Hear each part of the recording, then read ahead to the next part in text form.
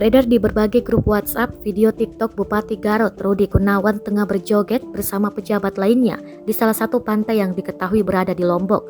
Video tersebut sontak viral lantaran dianggap melukai warga Garut yang sedang berduka akibat bencana yang terjadi beberapa hari terakhir ini. Video TikTok tersebut diunggah oleh akun Etnovita Mua yang kemudian viral dan banyak dibagikan di WhatsApp grup.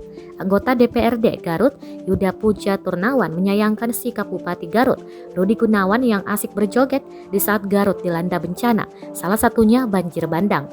Yuda menjelaskan video tersebut menunjukkan ketidakpedulian Bupati Garut atas kesedihan warganya yang dirundung bencana alam.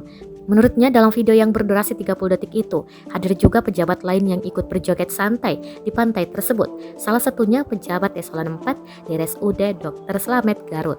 Salah satu warga Kadungora Garut, Sri Asri 34 tahun mengatakan video tersebut juga viral di media sosial Facebook. Hingga saat ini belum ada pernyataan resmi dari Bupati Garut terkait beredarnya video TikTok tersebut.